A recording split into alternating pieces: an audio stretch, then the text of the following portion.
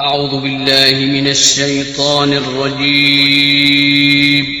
بسم الله الرحمن الرحيم.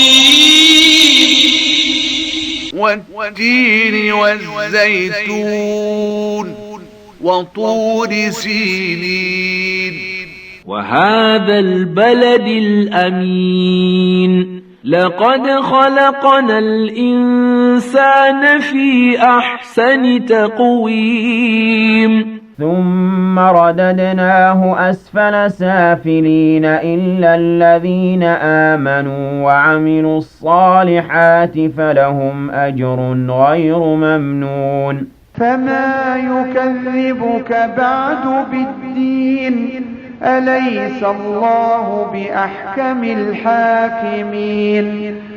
صدق الله العظيم.